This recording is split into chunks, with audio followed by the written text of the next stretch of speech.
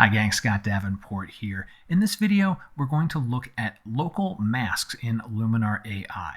Luminar AI is the next version of Luminar coming from Skylum. It's not yet released. What I'm showing you is a pre-release version, beta software, so it may change over time, positions of icons. It's not a finished product. But Skylum was nice enough to share a version with me so that I can share features and observations with you, get an idea of what the software is going to be bringing. So local masks is what we're going to look at today. And this is kind of an area of the tools where you do your finishing touches on your photos. Really quick, if you enjoy videos like this, you find it useful, you're thinking about getting Luminar AI, adding it to your toolkit, please consider using the links in the show notes to make your purchase.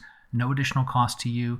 That gives me a little bit of support so I can come back and do future tutorials.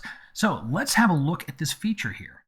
I'm going to work with this photo here. It's one of my favorite sunsets I've witnessed in San Diego from a couple years ago. And it's a very dynamic range scene. We've got a lot of bright highlights. We've got some pretty deep shadows in the rocks. Another comment on a different video was like, hey, show us something with some high dynamic range to see how Luminar AI is handling it. So we're going to do that with this photo here. Let me move into the templates first before we get into our local masking, do some basics on this. So we get our suggestions for storm chasers or sunsets or things. I'm actually just going to pop down into the landscape category to do some quick fixes. And I like the clear skies look. It's just a nice clean look for an initial pass at a photo. So much better already, much more color in the sky, the details coming out. Let's do a couple of minor corrections here. Over into Edit. First thing is just in composition. I want to straighten out that horizon. That's done. And we can see a few things were added here. Details, light, enhance. Let's pop into enhance. Wouldn't mind having that sky be a little bit richer. And maybe play with the accent, boost that up a little bit. Looking nice. I also noticed that color has been applied, and the oranges here are a little bit hot, the oranges and yellows. So let's go into the color area, opening up the HSL panel, and taking the saturation of the yellows just down a touch. Now we'll get into the local masks. Local masks are your finishing touches where you're going to do just fine tuning on your photo. In this case, I want to raise the exposure a little in the foreground. There are a variety of local masks available, and as you would think, they work with the masking tools in Luminar. Let me show you the few categories of local masks we have, and then we'll finish fixing up this photo. The local masks are floating out here on the right-hand side of the toolbar, local masking. And when you open up this, there is no controls. There's just this add button. We have a few different kinds of local masks that we can add. And of course, skin and face is if you're working with particular portraits. But basic, let me open that up one. This is one I will use. It has your controls for all your fundamentals, warmth, exposure, contrast, all the way down the line, including structure, which is a nice little add there. We can add multiple masking types of each one. And notice if I collapse this, I have two basics available. And if you don't like them, you can remove them from the list. A couple others I want to show you is details, where we have control over small, medium, large details. This is really our whole details tool available for fine-tuned work, where if you need to add more than one detail grouping, we can't do more than one detail option from, say, essentials, but we can add multiple local masks.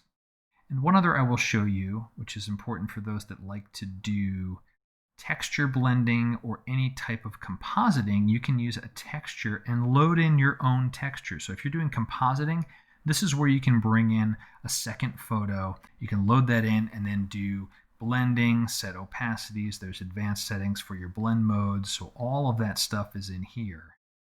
And let's go ahead now and finish off fixing this photo. So I want to add a basic, and I want to increase exposure. So I'm going to pre-stage my brushes. Now I'm affecting the whole scene right now because I haven't added a mask yet. Let's put the exposure somewhere around there. And I'm really watching the foreground here. Bring the highlights up just a little bit so that surf is getting a bit of a pop. And maybe a touch of warmth too. Okay, so I like what's happening in the foreground. And the last piece is for me to add a mask. So this is only affecting the foreground. I'll use a gradient mask for that. Click and drag upward to put my gradient on the scene, and then we'll just position it. And you can see already that it's affecting just the foreground and not the background. Let's do a little before and after on that. Before and after. That is looking really, really nice. So those are the local masks. Now, what about the overall dynamic range of this? To come back to that for a moment, there's some pretty bright spots up in the sunset area of that. We can view those. Those options are still available in Luminar. As long as I'm in the Edit module, I can right-click on my photo. I have Show Histogram. So I get my histogram here, and you'll see as I hover inside, I have my arrows to show clipping, or the J key turns on the shadow clipping, the highlight clipping, and I expect to see a bit of highlight clipping in this sunset, and there are a few little dots of pure black in the rocks.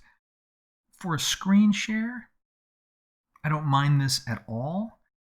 This will just be imperceptible. I'll turn off that clipping. I share this online, everything would be fine.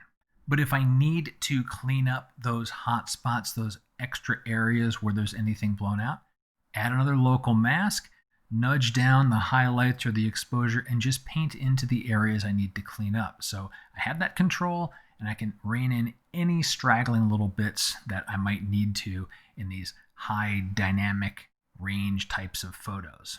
So that's local masking in Luminar AI. Again, this is a pre-release version, so there may be some tweaks and some finishing touches that Skylum puts on the package before they release it. And I hope you found it useful. If you've got questions, go ahead and drop them below. And until next time, my name is Scott Davenport. Have fun.